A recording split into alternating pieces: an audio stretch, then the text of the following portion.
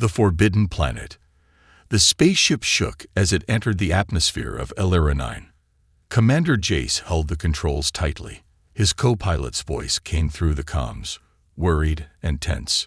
"Jace, this planet is dead. There's nothing there. Just dust and rock. Turn back." Jace didn't answer. His eyes were fixed on the screen in front of him. There, on the lower right corner, was something strange. A signal. Faint, but alive. A heartbeat. "That's impossible," he whispered to himself. "This world is supposed to be empty." Lyra 9 was known as a dead planet. Long ago, life had existed here, but now it was dry, cold, and silent. Scientists said no living thing had survived. No water, no air, no chance for life to return. Other explorers had come before Jace. None of them found anything. They left and never looked back. But now, Jace saw something they didn't. His ship, the Horizon Star, landed carefully on a flat area of red sand. The wind outside howled like a ghost. Dust covered everything. The sky was dark, though it was daytime. No birds, no animals, just silence. He put on his helmet and opened the hatch. As he stepped outside, his boots sank slightly into the soft dust. He looked around. Nothing. The signal on his wrist device was still blinking, a slow, soft pulse. It was coming from the east. He began to walk. For hours, Jace moved across dry hills and empty fields. His water pack was getting low. The signal was getting stronger. Then, suddenly, he saw it. A wall. But not a wall made of stone or metal.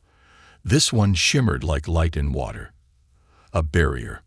Behind it was something green. Trees, grass, flowers, life. He stepped closer, and the air around him grew warm. He touched the barrier. It felt like soft glass, smooth and cool. Then it moved. The wall opened like a door, and warm air rushed out. Jace stepped inside. At once, he could breathe without his helmet. He removed it slowly. The air smelled sweet, like rain after a dry summer. He looked around in shock. The sky above was blue. The trees were tall and glowing slightly. Strange birds flew from branch to branch.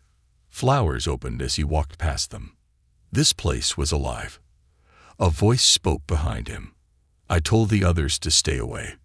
But you, I let you in." Jace turned quickly. A woman stood there, or maybe not a woman. Her skin was pale gold. Her eyes were like stars, bright and endless. Her long hair moved like wind through leaves, even though the air was still. She wore a robe made of vines and light. "Who are you?" Jace asked, surprised and confused. "I am Lyra," she said softly. "The last gardener."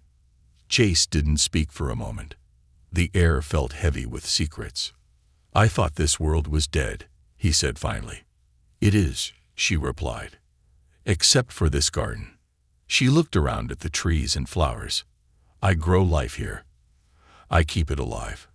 Alone." Jace stepped closer. "Why did you let me in?" Lyra's eyes looked deep into his. "Because the garden chose you." Jace's heart pounded in his chest. "What do you mean?" "This place is not just plants and water," she said. "It is alive. It remembers. It feels. It saw something in you." Jace didn't know what to say. He looked at the glowing petals near his feet. They opened wider when he got closer, as if welcoming him. "Is this magic?" he asked. "No," Lyra said. "It's something older than magic. Older than science. It is what your people forgot a long time ago." Suddenly, Jace remembered the stories. Ancient stories about worlds full of life that humans tried to control and destroyed. Lyra spoke again. "I don't trust humans. They broke this planet. They killed my people, but the garden sees your heart." Jace looked around again. He had never seen anything so beautiful or so strange. He asked, "Why are you still here?" Lyra turned her face to the sky. To protect this. To keep the last piece of life safe. Until someone worthy finds it. Jace swallowed hard. And if someone unworthy comes? She looked at him, her eyes now cold. Then the garden will protect itself. Suddenly, Jace felt the vines around the trees shift. The plants could move. They could fight. He realized he was standing in a place with its own rules, its own power, a secret world hidden inside a dead one. He took a deep breath. "I don't want to harm it," he said. "I just want to understand." Lyra gave a small nod. "Then you may stay. But remember, one wrong step, and the garden will close forever." As Jace looked around, he knew his mission had changed. This was no longer just a journey to a dead world. This was something else. Something alive. And something watching. The Garden of the Forgotten. Jace woke up to birdsong. But these were not ordinary birds. Their feathers shimmered like glass. Their wings left trails of soft light in the air. One of them landed near him, tilting its head as if curious. He was still inside the garden. Warm sunlight filtered through the glowing leaves above. The grass beneath him was soft, not like earth grass, more like smooth silk. Flowers opened as he moved, reacting to his breath and steps. Everything here felt alive. Watching. Listening. Lyra stood beside a tree, her fingers gently touching its bark. She didn't speak at first. The silence between them was not cold. It was full. Heavy, like the garden itself was thinking. "You slept peacefully," she said without turning. "I dreamed," Jace replied slowly. "But I don't remember the dream." She looked at him now. "That's because the garden doesn't speak to your mind. It speaks to your soul. Sometimes the soul forgets what the mind can't understand." Jace blinked. Her words were strange, but something about them made sense in this place. He walked beside her. "You said you're the last gardener. What does that mean?" Lyra touched a flower, and it opened instantly, revealing a tiny glowing seed inside. "Long ago," she began, "my people came to planets that were broken, empty, or dying. We did not conquer. We healed. We brought life where there was none. We planted gardens that could grow even in the coldest places. We gave breath to dead worlds." She paused, and her face grew sad. "But then, they came. Your kind." Jace felt a chill. "Humans." Lyra nodded slowly. "Not like you," she said softly. "But your ancestors. They feared what they didn't understand. They saw our gardens, our living worlds, and thought they were weapons. Or worse, they wanted to use them for their own power." Her voice cracked slightly. "They burned them." Jace felt a weight in his chest. "That was a long time ago." "The garden remembers," she replied. They reached a small pond, glowing faintly blue. Strange fish swam in slow patterns. Their bodies were half light, half liquid. Around the pond, small stone benches were covered in moss. "This was once a meeting place," Lyra said, sitting down. "Many races came here, to talk, to share. This was the center of peace, a living home." Jace sat beside her, unsure what to say. He watched the water ripple in perfect circles. "You said you're alone now," he said after a moment. "Are there no others like you left?" "No," she said, and her voice was nearly a whisper. "I watched them fall, one by one. Some were taken. Some gave their lives to save a single seed. I stayed here, to protect what remained." She looked at him with tired, ancient eyes. "For thousands of years, I waited. I fed the roots with my energy. I sang to the seeds.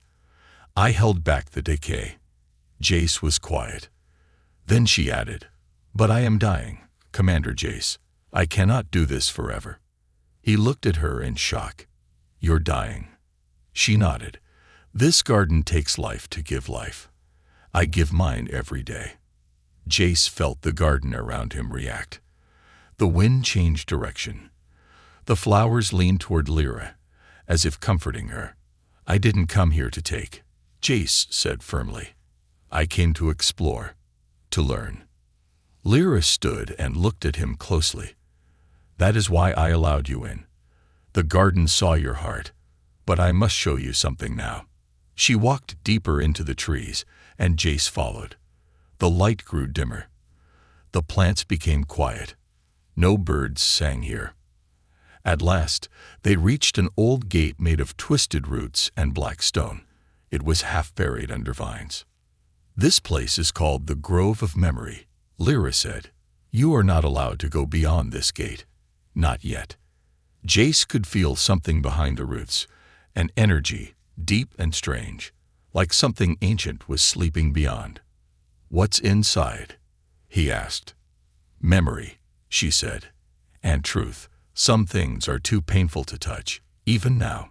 She turned to him again. Promise me you won't go there. Not until the garden allows it. Jace hesitated, then nodded. I promise. Lyra relaxed slightly. As they walked back, Lyra showed him how she cared for the garden. She placed her palm on a dying tree, and her skin began to glow. The tree shimmered, then stood tall again, green returning to its leaves. She took a tiny drop of water from a flower's heart and poured it on a dry patch of earth. Within seconds, small shoots began to rise. Jace watched everything with amazement. Can this cure other planets? He asked. Lyra smiled faintly. Yes, but not all are ready. Life must be protected, not used. They returned to the center of the garden, where a large tree stood. Its trunk was silver, and its branches reached the sky. This is the heart tree, Lyra said.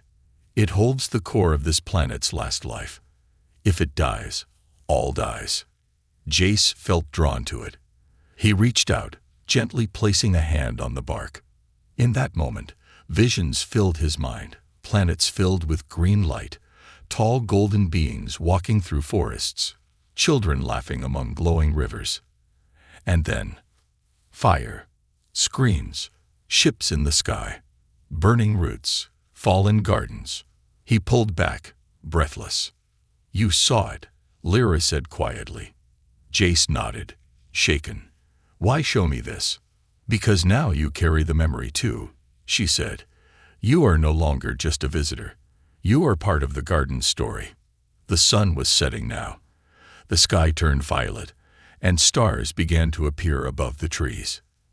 Jace sat down near the heart tree, his thoughts racing. He had come here looking for a dead planet, but he found something alive, something beautiful, something broken, yet still growing. And deep inside, he felt something change, a seed, maybe, planted in his own heart. The seed that shouldn't grow. Jace couldn't sleep that night. He sat under the silver branches of the heart tree, watching the stars move across the garden sky. They seemed brighter here, closer, as if the sky was listening too. But something else was keeping him awake. The visions, the burning trees, the screaming voices, the falling gardens. And one more thing. In the middle of the fire, he saw a seed, glowing blue. It didn't burn. It pulsed like a heartbeat, like it was alive, watching him. Now, even with his eyes open, he could feel it calling. At dawn, Jace followed the pull. He moved quietly through the garden. Lyra was nowhere in sight. The plants moved softly around him, brushing his legs like curious animals. The deeper he went, the more the garden changed. The colors faded.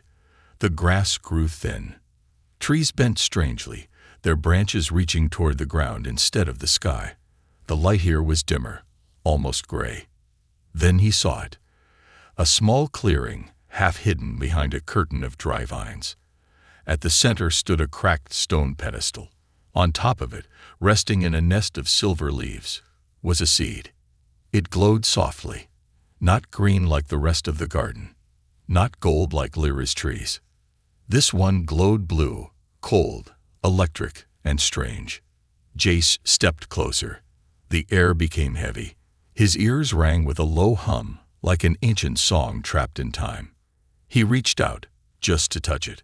But before his fingers met the seed, a voice behind him froze him in place. "Step away." He turned. Lyra stood at the edge of the clearing. Her eyes were not kind. They were hard, full of warning, maybe even fear. I didn't mean to disobey," Jace said. "I just felt something, like it was calling me." Lyra's voice was sharp. It was. She stepped forward slowly, her hands glowing faintly. "That seed does not belong to this garden. It is a remnant from before, from the fall. It should never have survived." Jace frowned. "But it's alive." "Yes," she said, "and that's the danger." She walked to the pedestal and looked down at the seed. "This is a void seed," she said. "It remembers death, war, pain. It grew once, long ago, when a gardener lost her way." Jace listened carefully. She tried to grow power instead of life. She fed the garden with fear. The void seed was the result. It does not grow beauty. It grows something else. Jace stared at the seed, now pulsing faster. "Then why is it here?" he asked. Lyra looked at him, her voice softer now. "Because even the garden makes mistakes." There was a long silence between them. Finally, Jace asked, "Can it still grow?" Lyra hesitated. "Yes," she said, "but if it does, it could destroy everything. Even the heart tree." Jace looked at the seed again. Part of him was afraid, but another part was curious. That night, Jace returned to the heart tree. He sat at its base and spoke softly, as if talking to an old friend. "I need to know the truth," he whispered. "About the void seed, about Lyra, about what happened to this planet." He didn't know if the tree could hear him, but the next morning, he woke with a strange feeling. The birds were silent, the flowers were closed, and the garden felt nervous. Jace walked toward the edge of the grove, where the trees grew thinner. He paused near a tall stone covered in moss. He hadn't noticed it before. It looked like a grave. He brushed the moss aside. There were markings underneath, human letters. His breath caught in his throat. The letters spelled one word, Tera, Earth's name, in ancient writing. "What is this doing here?" he whispered. Behind him, something moved. He turned to see Lyra standing silently, her face pale. "You weren't supposed to find that," she said. Jace felt a chill. "What does it mean?" Lyra looked tired, older than before. "This planet wasn't just visited by humans long ago," she said. "It was once connected to them." Jace's eyes widened. "You mean?" "Yes," she nodded. "Your kind lived here once, not just as explorers, as part of the garden." He couldn't believe it. "You're telling me humans helped build this place?" "At first, yes," she said. "They helped it grow. They learned from the gardeners. Some even became gardeners themselves." Jace shook his head. "Then what happened?" Lyra closed her eyes. "One of them wanted more. More than peace. More than balance. He found a way to twist the garden, to bend it to his will. He planted the first void seed." "And it grew?" Jace asked. "Yes, into a monster made of roots and flame. It fed on memory, on hope. The other humans ran. The gardeners fought. Many died." She looked at the trees around them. "This garden is the only one left." Jace looked down at his hands. He thought of Earth, crowded cities, poisoned air, dying oceans. And then he thought of this place, alive, breathing, magical, and fragile. Lyra stepped closer. "You asked why the seed calls to you," she said. "Perhaps it remembers your blood." Jace looked up. "What are you saying?" "You carry the same bloodline as the one who planted it before." The words hit him like a storm. "No," he said. "I would never." "I know," Lyra said gently. "You are not him. But the seed remembers. That's why it calls." Jace stepped back. "Then what do I do?" She took his hand. "Prove it wrong," she said. "Prove that humans can still grow something good." The shadow in the roots. The garden had changed. Jace noticed it the moment he woke up. The birds were no longer singing. The sky, usually soft and gold in the morning, looked darker, almost bruised. A strange wind blew through the trees, cold and whispering. Something was wrong. Jace walked the paths he had memorized. Between glowing trees, beside warm ponds, under flower-covered arches, but nothing looked the same. The colors had faded. The flowers no longer bloomed when he walked by. Some even closed up tightly, as if hiding. And the soil beneath his boots, it trembled. He knelt and placed his hand on the ground. It was warm, pulsing like a heartbeat. But this beat was not soft and steady like before. It was faster, uneasy, alive, but afraid. He stood up and whispered to himself, "What's happening?" Then he remembered the seed. The void seed. Ever since he found it, things had started to change. Jace made his way to the heart tree. It still stood tall, glowing silver, but even it looked dimmer now. Its great branches twitched gently, like it was in pain. The roots at its base were shifting. "Lyra," he called out. No answer. He climbed a small hill near the center of the garden, the place where she usually meditated. She wasn't there. Instead, lying in the grass, was something strange. A flower, black and cold. Its petals shimmered like oil. Its stem was twisted and sharp. It pulsed faintly with the same blue glow as the void seed. Jace didn't dare touch it. "Lyra," he shouted again. This time, the wind answered. It blew through the trees with a sudden howl, strong enough to bend the branches and send leaves flying through the air. A nearby tree cracked. Its bark turned gray and began to peel. Jace stared in horror. The garden was sick. A voice echoed behind him. "It's begun." He turned. Lyra stood at the edge of the hill, her robe torn, her skin paler than before.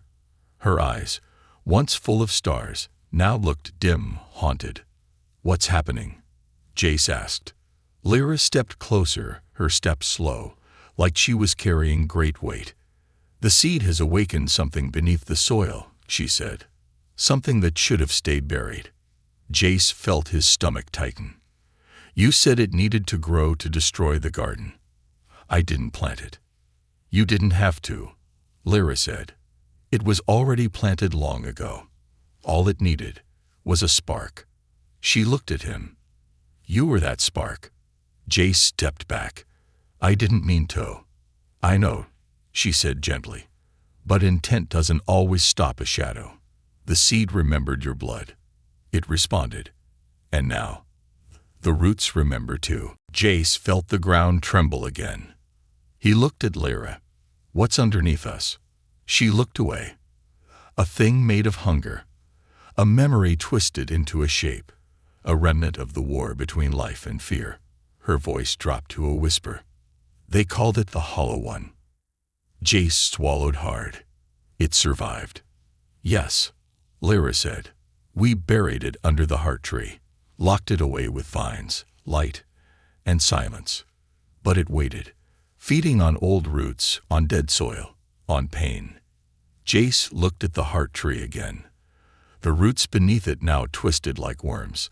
A black mist leaked from the cracks. "How do we stop it?" he asked. Lyra's answer came with difficulty. "We can't. Not anymore. But we can contain it, if we're fast." She walked toward the tree, raising her hands. Light flowed from her palms, swirling into the air. The vines responded, wrapping tighter around the tree's roots. But something pushed back. The soil cracked open with a loud snap. A sharp black root shot up like a snake, striking toward Lyra. Jace lunged forward, pulling her away just in time. The root hissed and pulled back into the ground. Lyra's breathing was heavy. Her hands shook. "It's growing too fast," she said. "It's feeding on the garden's fear." Jace looked around. Trees were wilting. Grass turned to ash. Birds fell from the sky like broken feathers. The garden was dying. But why? Then he understood. It's feeding on you, he said. Your energy, your memories. That's why you're getting weaker.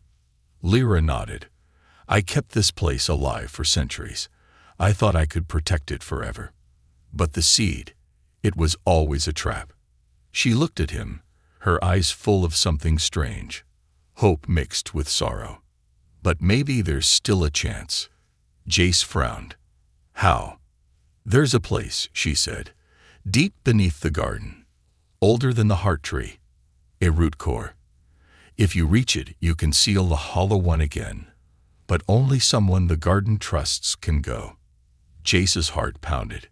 You want me to go there? Lyra nodded. It chose you once. It may choose you again. Jace looked toward the center of the garden.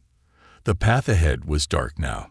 Twisted trees, broken branches, and shadowed vines blocked the way. But he nodded. I'll do it. Lyra touched his shoulder. Be careful. The hollow one doesn't fight with teeth. It fights with fear. It shows you your worst self, your past, your guilt. It turns your heart against you. Jace met her eyes. Then I won't listen. And with that, he stepped into the shadowed path. The garden around him twisted. The air grew colder. The sky above turned from gold to gray. Flowers closed. Leaves fell. And beneath his feet, the soil began to whisper. A soft voice, deep and cruel. You're just like him. The bloom of memory. The deeper Jace went into the garden, the less it felt like a garden at all. The trees were no longer glowing or green. They leaned over him like giants made of ash, their bark split and bleeding black sap. The ground crackled beneath his boots. It was dry, hard, and pulsing, like something beneath was trying to breathe. But worst of all, the garden had gone quiet. Not a single bird, no wind, no light, only silence and whispers. They came from below, from the roots, from the shadows between trees. You don't belong here. You carry his guilt. You will fail. Jace shook his head and kept walking. His heart pounded, but he refused to turn back. He remembered Lyra's words. The hollow one fights with fear. It turns your heart against you. He wouldn't let it win. He reached a wide clearing. The trees formed a circle around it, their twisted branches holding something in the center, a flower. But this one was different from any Jace had seen before. It stood alone, tall and thin, its petals shimmering like stained glass. Its stem glowed with soft white light, and inside, where a flower's center should be, there was something else. A memory. Jace stepped closer. The petals opened slowly, revealing the memory inside like a blooming secret. Suddenly, light rushed into his mind. He wasn't in the garden anymore. He stood in a great hall made of living wood. Light flowed through the ceiling like water.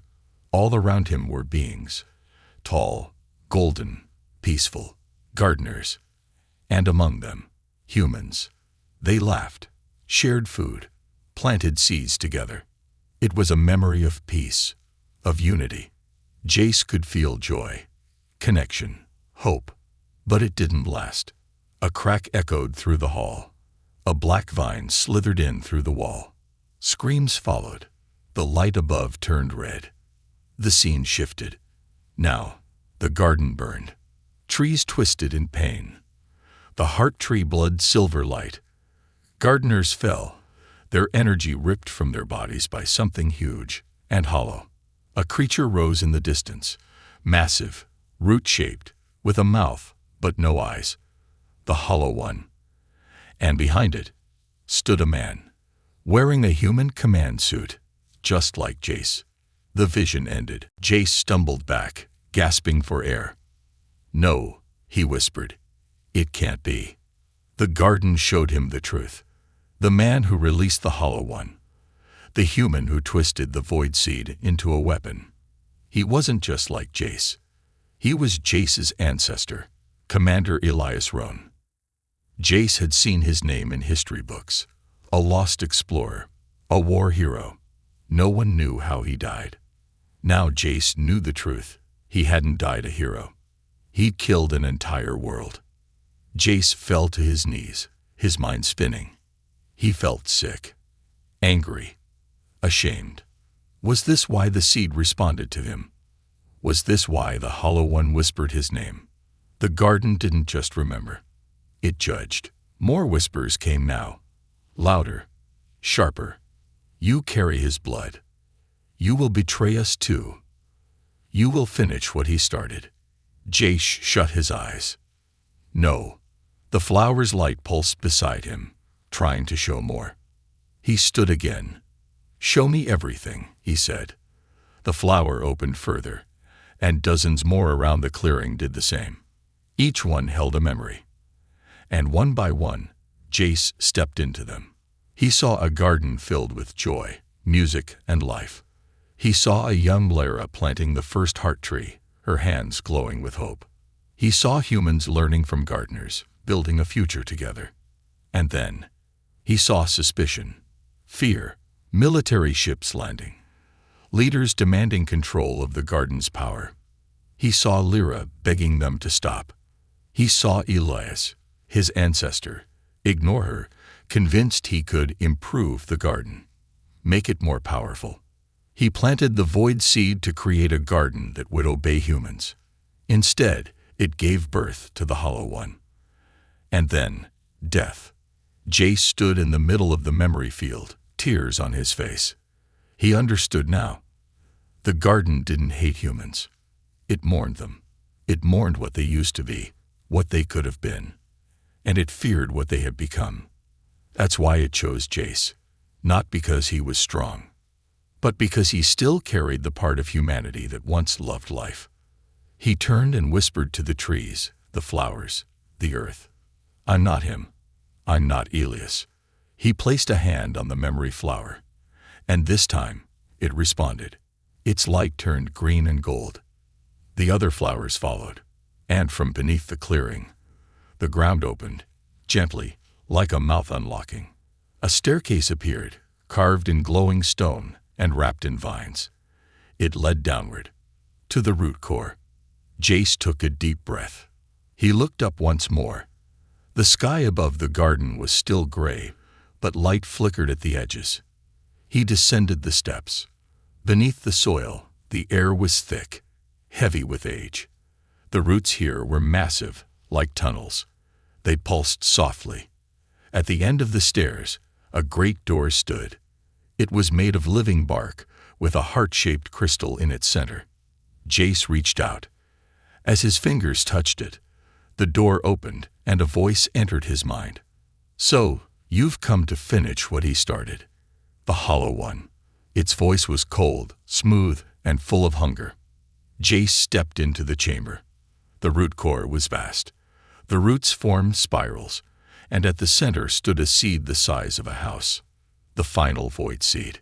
But something else was growing beside it. A second seed. Smaller. Golden. Flickering. The garden's last hope. And both were waiting for him to choose. The return of the flame. The chamber of roots was alive, but not with peace. The roots twisted around the walls like frozen waves, pulsing in slow rhythms. Some glowed faintly. Others leaked black mist from cracks, like open wounds. It smelled of old fire, wet stone, and something deeper, something ancient. Jace stood still. In front of him, the two seeds shimmered. One was the void seed, massive and dark, its surface covered in tiny moving symbols. It looked like it was made of shadows and glass. It pulsed with hunger. The other was small, just a sliver of gold, barely breathing. The hope seed, the last true seed of the garden. Both were alive, and both were waiting. The voice returned, smooth and cold, echoing through the root chamber without sound. You've seen the truth. You know who you are. You carry his guilt, his legacy. So why pretend? Jace clenched his fists.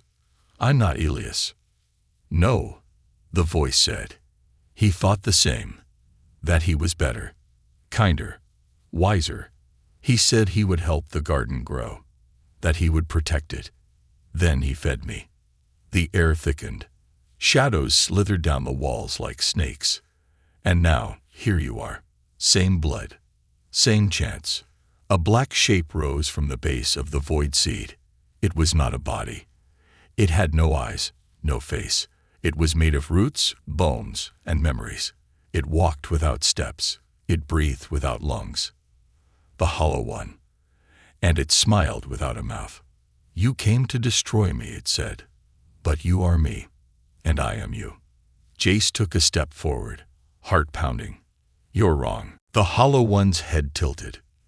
Am I? You felt it. The anger, the need to prove yourself, the hunger to change things. That's how it starts. Not with fire, with belief. It pointed a shadowed finger toward the hope seed. That one is weak. It needs too much. It takes too long. But this one, it touched the void seed gently, will make the garden strong again. Fast. Forever. Jace looked between them. He felt it, the void seed's pull, a fire inside it. Quick, powerful. It offered control, security, a garden that obeyed. But the cost was everything. He walked toward the hope seed. The hollow one's shape flickered. You would choose that, even after what your people did, even after the garden rejected them, rejected you. Jace knelt before the hope seed.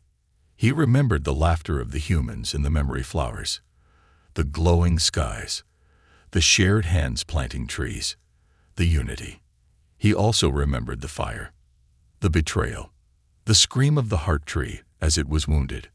But more than anything, he remembered Lara, the way she had protected the garden with her life, the way she had trusted him, the way she had hoped, even when everything was broken. She believed in me, Jace whispered. So I will believe in this. He placed both hands on the hope seed. Golden light bloomed around him. The hollow one shrieked, a sound like breaking stone and screaming wind. The root chamber shook. Fool, the hollow one roared. You give your soul to a dying light. You choose weakness. The hope seed grew warmer. Its roots slid gently into the floor. They touched the ancient roots around the chamber, roots that had once belonged to living gardens. And something began to change. The dead roots remembered. They pulsed again, one by one, lighting up like stars returning to the night. The hollow one screamed. It lashed out, vines and shadow flying toward Jace. But just before they touched him, something blocked the blow. A shape made of vines, petals, and light. Lara. Her form was faint, but she was there. Her eyes burned with golden fire. You will not touch him, she said. The hollow one roared in rage. You should be dead. I am, Lara said. And I still fight for life. She turned to Jace. You have to finish it. Plant the seed. Let the garden choose. Jace nodded. He pressed the hope seed into the core of the chamber floor. The roots of the chamber split open, willingly this time, and swallowed the seed. There was silence. Then, a tremor, a breath, and light. It shot upward like a beam, through the soil, the vines, the trees, the clouds, rising into the sky like a second sun. The entire garden awakened. Above, on the surface, the black flowers shriveled and fell. The ash trees burst into bloom. The birds returned. The ponds glowed again. The heart tree's silver bark turned gold. And from its branches, fire-like blossoms bloomed, each one a living memory, no longer burning with pain, but shining with peace. Back in the chamber, the hollow one screamed one last time. Its shape crumbled. Its shadows withered. It whispered with its final breath. You were never meant to grow here. And then, it vanished. Lara knelt beside Jace. Her body was fading, becoming one with the roots, the light, the wind. You did it, she said softly. You saved it. Jace's eyes filled with tears. Stay, he said. She smiled, her voice like wind in leaves. I am staying, just not in the way you knew. She touched his chest. You are the flame now. Burn gentle, grow wild. And with that, she disappeared. Not into darkness, into life. Jace stood alone in the chamber, surrounded by blooming roots, golden leaves, and soft light. But he wasn't really alone. The garden was alive, and it had chosen. Above, far beyond the garden's sky, distant satellites picked up the signal. A new life pulse. Planet Elera 9 was no longer dead. And back on Earth, they noticed. The garden chooses. The garden was alive again. It breathed. It bloomed. It remembered.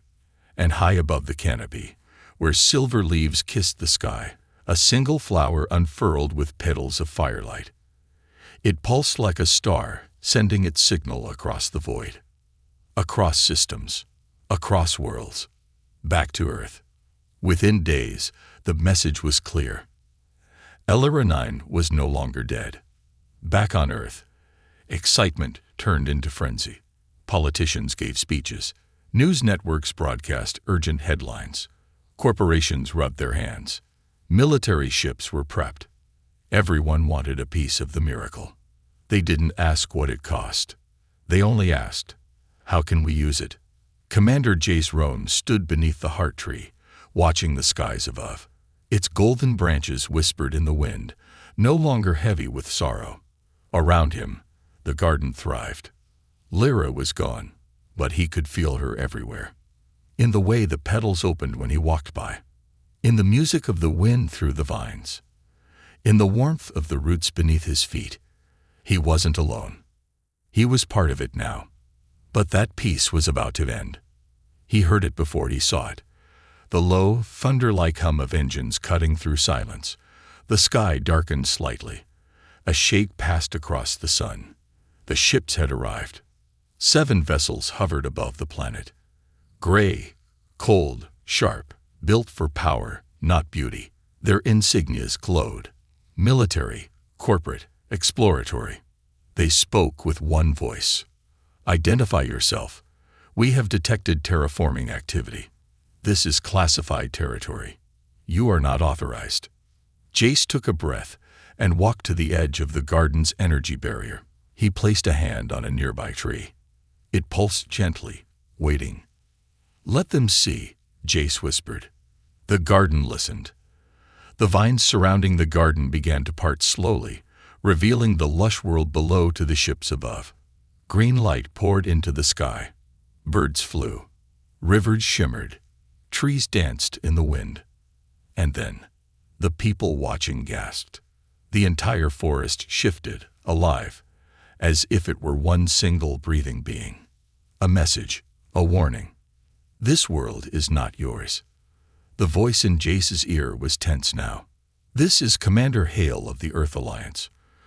Prepare to hand over all biosamples, energy cores, and life data for analysis. This planet is under human jurisdiction. Jace smiled bitterly. They still didn't understand. He opened the communicator. This is Commander Jace Roan. I am the last authorized explorer of Elera 9. I report the following. This planet is not under human control. Static. Then, explain. Jace stepped forward, speaking calmly. This world is alive. It has memory. It has choice. It has been burned once before by human hands. It will not allow it again. Silence. Then laughter. You're talking about a planet like it's a person. I'm not, Jace replied. I'm talking about a garden, and it remembers everything. Without warning, one of the ships dropped a probe. It sliced through the sky like a dart, aiming for the forest below. Jace didn't move. The garden did. The air shimmered. Before the probe touched the leaves, a wall of vines shot up, hard as steel, glowing with runes. The probe hit it and disintegrated. The ships above paused. The message was clear. Jace opened the channel again. You want to take, but this place no longer belongs to takers. The vines around him moved. Flowers opened like eyes. Roots shifted beneath the surface, carrying power. And for the first time, the garden spoke. Not through words, but through memories. Each ship received a burst of visions, of Lyra planting the first seed, of the humans who helped build this world, of Elias Rohn, the traitor who unleashed the Hollow One, of the death, the fire, the betrayal, of Jace choosing the hope seed, of the garden forgiving. The crews fell silent. No one moved. No one fired. Jace stepped into the light and raised his voice. You have a choice. Leave and remember, or stay and forget everything that makes you human. A long silence followed. Then, one by one, the ships turned. Some returned to orbit. Some left for Earth. Only one stayed. A single vessel landed quietly in a field of soft grass. From it stepped a woman in a gray uniform, eyes wide with awe. She took off her helmet and breathed in the sweet, clean air. Jace met her halfway. I thought you might stay, he said. She nodded. Not to take, to learn. Jace smiled. Then maybe there's still hope. He led her into the garden. The vines opened gently, welcoming her in. The trees whispered. The wind carried a song, soft, sad, and beautiful. The garden had chosen. Not just Jace, but the kind of human it would allow. Not the conqueror, but the caretaker. In the weeks that followed, Jace and the woman, Dr. Asha Tanaka, began planting new seeds, seeds grown from both garden and human memory. Not built for control, but connection. Other humans arrived later, one at a time. Those who passed the test of the garden. Those willing to give more than they took. The garden grew, not just in size, but in trust. The golden sky returned. The birds sang again. And in the heart of it all, beneath the great tree, the hope seed still glowed, warm, steady, eternal. Years later, children ran through the trees, laughing as they chased glowing butterflies. Flowers bloomed in their footsteps. Trees bent down to greet them. A monument stood nearby, carved from root and stone. It read, "This is not Earth's garden. This is a garden of memory, of choice, of second chances." And below, in smaller text, "Let it grow wild.